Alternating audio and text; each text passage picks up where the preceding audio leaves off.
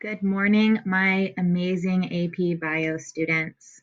So this is your first Ed Puzzle practice, and this is also me breaking down our course. So as we go through this, you're going to be prompted some Ed Puzzle questions to check for understanding, but it's really to make sure that you understand how the Ed Puzzle platform works. So in this presentation today, I'm going to give you a breakdown of our class syllabus, the class in general, and then how assignments will work in this class so that you can wrap your head around really the rigor and the expectations that will be asked of you to really succeed in AP biology. Okay, so first I want to introduce the class syllabus. So if you move through the syllabus, you'll see that you have links to all of my sites and all of the applications that I'm linked to, and I would really recommend that you get attached to those as soon as possible. It goes through what the book is that we're going to be using, and we will not be getting our textbook until the district delivers it to Hoover. And so we are going to have to be a little bit creative for part of Unit 1, and I'll go into more detail with that later. But we do have a lot of hyperlinks, as you can see, throughout our course syllabus, okay? So I'm not going to go into detail of the items that I will explain more in class. For example, digital citizenship or the process of group shared notes. We're going to get signed up for that together. But really, I want to convey that we are going to have these four weaving big ideas throughout this course, the four big ideas of biology, and every unit will tie back to these four big ideas. So I'm, again, in our very first lecture together, going to go much deeper into these big ideas. Okay, I do want to warn you that AP Biology actually has a lot more data analysis and mathematical practices than perhaps you had known. So there's also an emphasis in this course in a lot of quantitative skills. And so we're going to be building on those throughout our time together this semester. I'm going to go over our class processes back in the slide deck. And I really encourage you to go through the strategies for success on your own. There are some really great videos linked in here for you to kind of help you wrap around the ideas of, getting through procrastination. How do I organize myself, etc. So our big goal here is to pass the AP exam in May.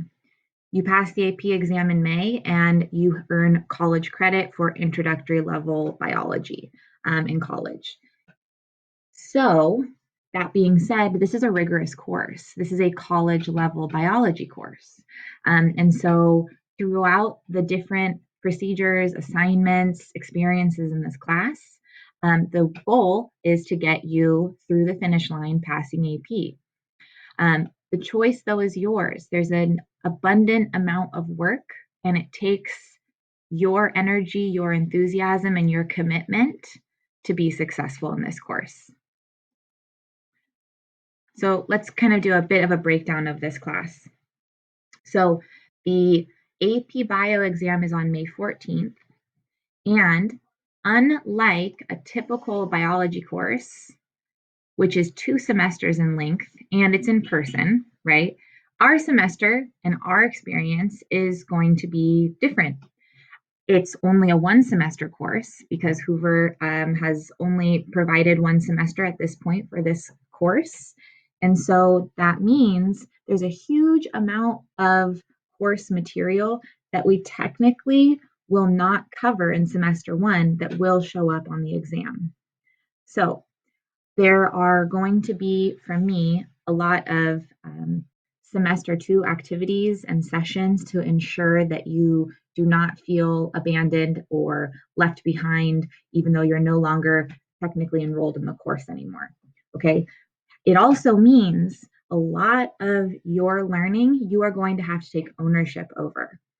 And so throughout our first semester, when we are together, we're going to be practicing what that looks like so that when you move on from my course and into semester 2, you still feel set up and ready to continue the learning in AP biology to pass that exam on May 14th.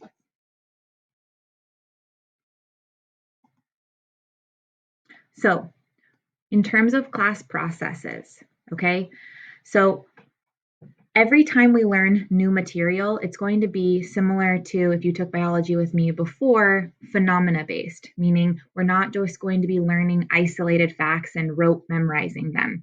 We're going to try to understand biological phenomena or occurrences in nature and explain them and look at them through the lens of whatever unit or concept we are studying. Okay, so we might start new material by looking at a new phenomena. We might start it with an online video assignment, or we might start it with something called a POGL, which I'll go into in greater detail in just a moment. But just know that those are the ways that we will be together in a Zoom session doing these items. At the end of a Zoom lecture, you are required to do a debrief with me. Now, a debrief is going to look like a KQD, which stands for know, question, and do. So at the close of class, you're going to have time to reflect and process what you learned. And that's really the opportunity for you to think through what questions do you still have about a given concept? What do you need to further explore and investigate to make sure your understanding is where it needs to be able to, when you face that material again on the AP exam, you know that you've mastered it. And then also thinking about what do I need to continue to review and complete.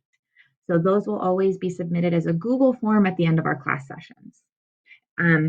Okay, so what is a POGL? So a POGL stands for Process-Oriented Guided Inquiry Learning. And that's a mouthful, but essentially the point of a POGL is to guide you through a learning experience while you're developing key skills and processes, and you're really engaging with material through not just me feeding it to you, but you really solving problems, collaborating with your bio buddy teams, and trying to internalize and interpret new information before I really work on it with you. And the purpose of that is because when you do your own guided inquiry, your own seeking to discover new information, the brain science shows us, we know that that's actually how the knowledge will transfer much better for you. You'll be completing POGLs in teams unless I state otherwise. There might be a POGL that I want you to do independently, but I will always let you know. And sometimes we might even use them as review. We might use them as a brand new introduction to a new concept. It will vary. But please keep in mind to take these very seriously. These are essential for learning, and they have been critical from, again, this is my very first time teaching this course, but from other AP biology teachers, I have learned and understood that this is a really critical part of the learning experience. Finally, there are 8 investigations or inquiry-based labs that will be required as part of our AP journey together. So for those 4 big ideas, which I will expand on for your first group shared notes lecture, there's 2 labs for each of those 4 big ideas. Because we are online, the labs will be demos conducted by me and then your data analysis and inquiry from my data. If we do come back to in-person learning, obviously you all will be taking on the role of conducting the labs and acquiring the data. So, and we also might do additional labs outside of those 8 required. But again, if we think back to the formatting of our class, we will not have time to do all of those labs in our one semester together. And that's where you and me meeting up again in semester 2, where I will create more opportunities for us to do those labs in after school sessions, office hour sessions, weekend sessions. That's when we're going to be able to tackle those other labs. Okay. So you might be sitting there and thinking that this is a lot. There's a lot going on. I'm sharing a lot of expectations with you, and it sounds maybe like it's overwhelming. However, you signed up for AP Biology, and so I really do want you to realize that this is a collegiate level course. And that means you will need to own your learning, and you will need to commit a solid amount of time to this course on a daily basis. I would recommend 1.5 to 2 hours daily for this course if you want to stay on top of um, all of the different expectations and assignments that I will have for you, and the additional learning that you want to do on your own to make sure that you've mastered material. So again, if we've gone through a topic, for example, and you did personal progress check on AP Classroom, you took our class exam, and you noticed that it was a topic that you did not have mastery of. This is the whole idea of owning your learning. If you want to pass the AP Bio exam, you're going to have to go back and learn that material on your own and stay focused and committed to the fact that yes, it's a lot of work, but it's an amazing opportunity to feel what a real college course will feel like, and it will get you to that first hurdle of an introductory biology course already ticked off for college. So the most important element really working through this though is that you will need to get organized and stay on top of the assignments in this course. And so I kind of want to go through what that would look like with you. So one of the major ways that I'm going to facilitate you staying organized is through our document called The Road Ahead. And each week in the Road Ahead document, you are going to see all of the different activities, expectations, and assignments that should have been completed by that week. And that will include the assignments and from class and for homework. Okay, so you will make a copy of this document and save it into your AP Biology folder. And really, then it's your document I would recommend to create it almost as a living document that you are constantly working through. Maybe you're highlighting the items that you had already completed.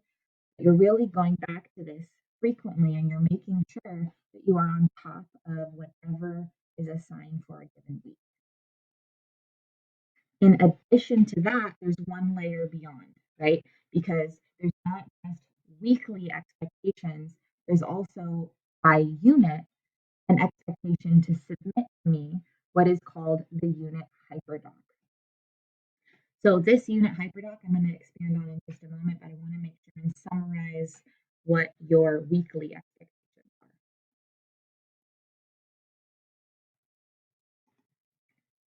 are. Okay, so on a weekly basis, you will owe me chapter readings and the respective notes associated.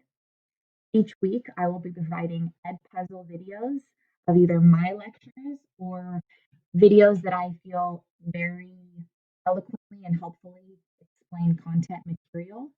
And in those Edpuzzle videos, you will be expected to complete the group shared notes with your bio buddies. So, and we're going to in person really dive deeper into what those group shared notes will look like. Okay.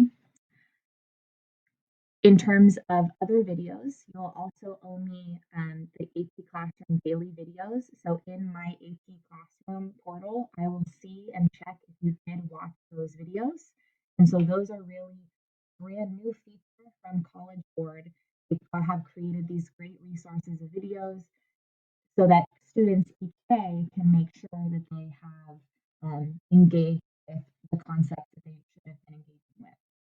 Each week, we also will have a Friday flip that will be on Flipgrid. And essentially, the purpose of the Friday flip is to hear your voice and your explanation of the content from that week. So it's a summative way of me hearing your understanding of concepts. And then finally, whatever I've assigned in class, whether it's a POVL, a lab, or a data activity, to finish and complete those activities. Okay, so now if that's what's happening on a weekly basis, on the day of the unit exam, there are two big items that are due for me: your unit hyperdoc and your personal progress check on AP Classroom. And that's a really, really great study tool prior to the unit exam to make sure that you have mastery of the concepts that I'm about to quiz you and test you on. So now let's go back and take a look at the unit hyperdoc. So the unit hyperdoc is a wonderful resource for you to also manage your learning and mastery of concepts in this course. Okay, so at the very top of the document, you're just going to see a checklist of all of the learning targets from a given unit.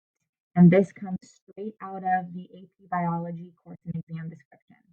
Okay, so if you go through, they're organized by topic and subtopic, right? So in our first unit for AP Biology, 1.1 will be going over the structure and function of water, versus 1.4 will be going over the properties of biological macromolecules.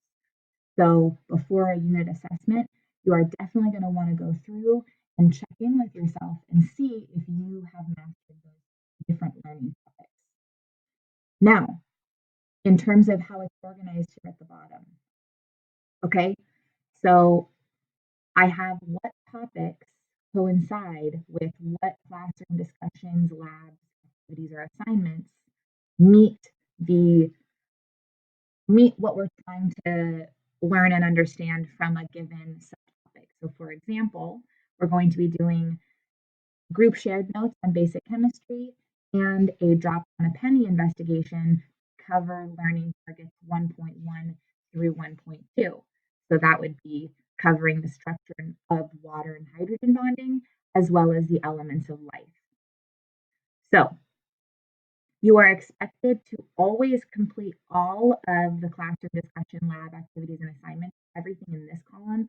Those are always going to be turned into me.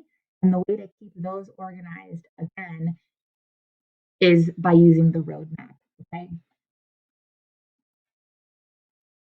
Then there's additional materials. So I mentioned the learning has to come from you. In a lot of ways, you're taking ownership over mastering this material. So these are the places in this column where you can really expand on your learning and make sure you have mastered the material. So there's links to Bozeman and Science. There are links to online lectures. There's links to online quizzes, just for you to check in and make sure that you have understanding of that material.